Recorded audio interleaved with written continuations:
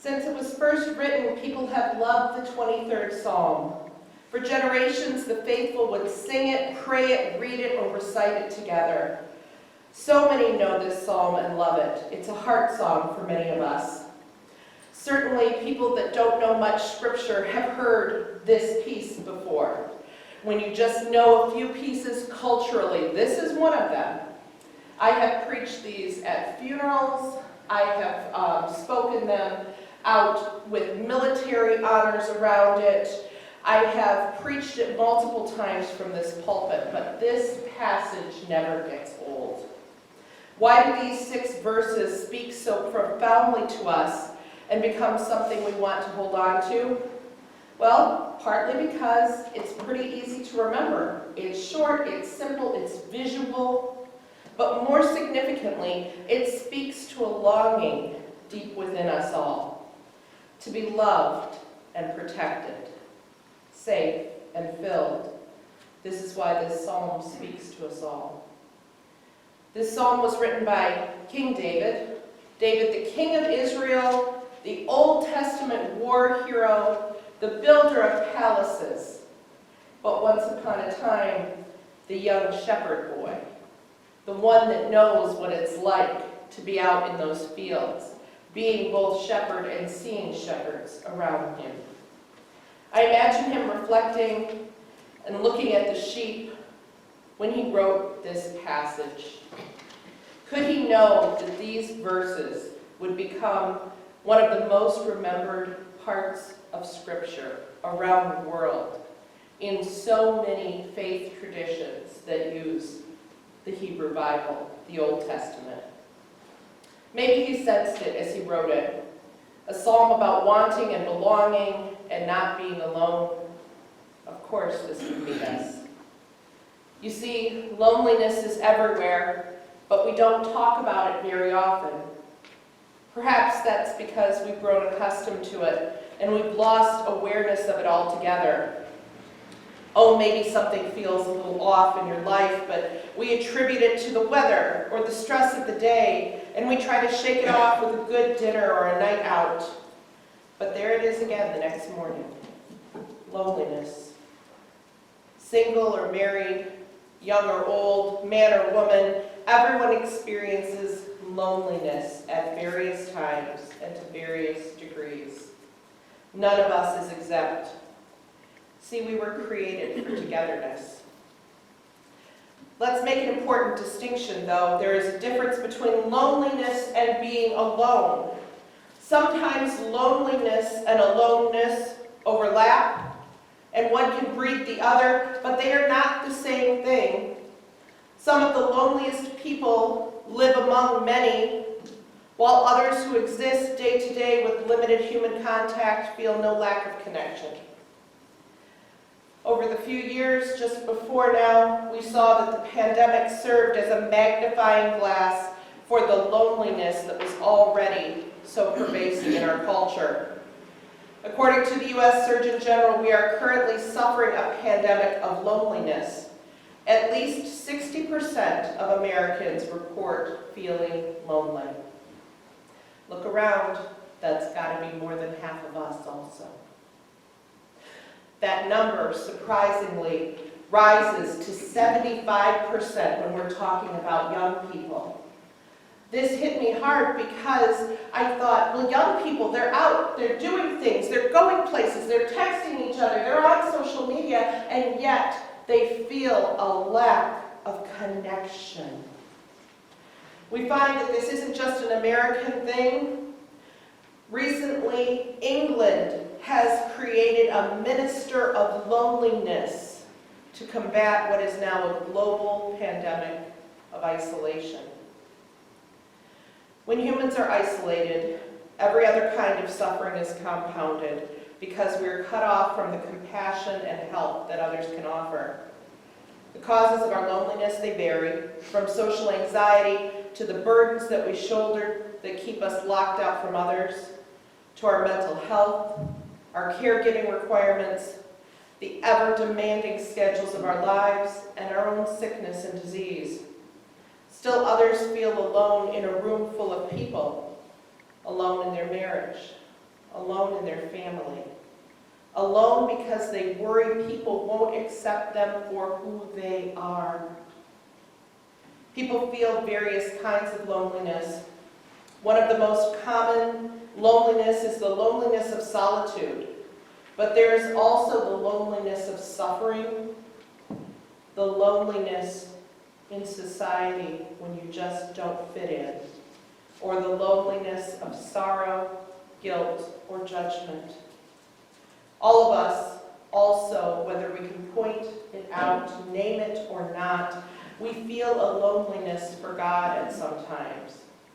Why am I here? What is the meaning of life? Do I belong to something greater? This is that cosmic loneliness, seeking out the divine, whispering into our souls. Because God created us for communion with each other and with God. But I find that loneliness will only be fully eradicated when we get to heaven.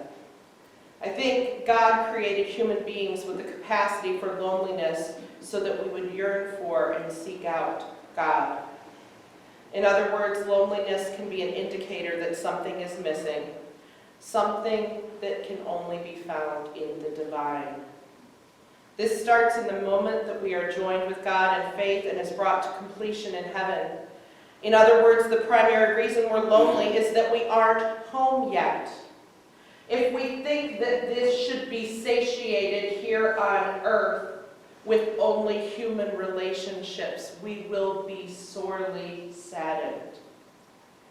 Everyone, young or old, single or married, experiences loneliness because we have not come to our full connection with God.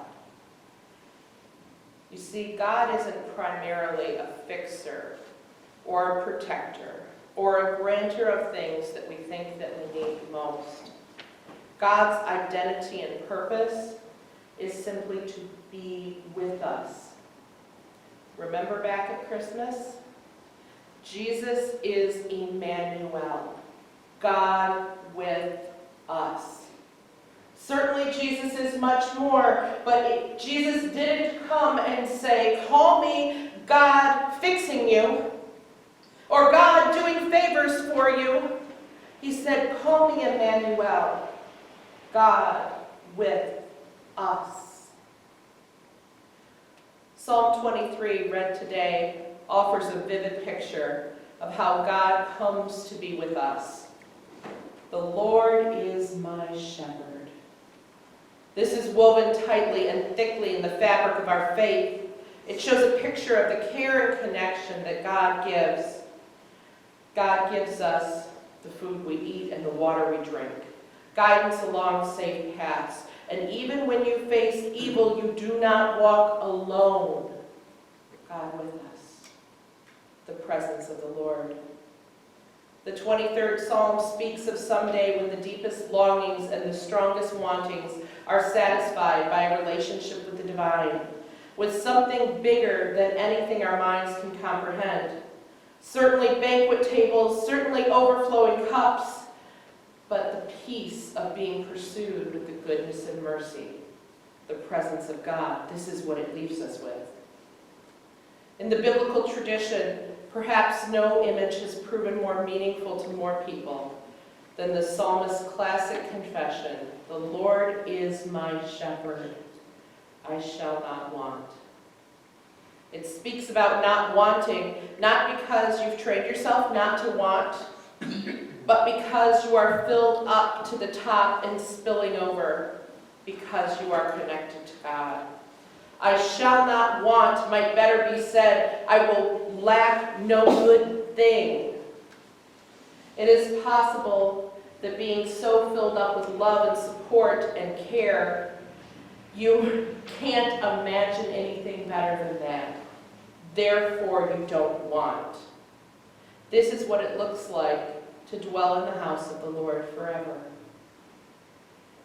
So, here we are in that in-between time. That time where we know loneliness, that time when we know longing, the time when we are given the gift of one another's relationship, the time where we are given this time to know God here on earth, but the now and the not yet is where we live in so many places in our Christian walk. And there we find ourselves longing for God. Yes, we discover that God is present in our loneliness because God never leaves us, even in the valley of the shadow of death. See, you are welcomed into the family of God, and nothing can separate you. Not your pain or your mental anguish, not your disease or what burdens you today. Not your doubt, nor your fear, nor what you've done or what you've left undone. You are seen by a God that loves you, even as you walk the hard and lonely road that we all walk. God will accompany you into the darkest moments of life and will celebrate you with joy during the great ones.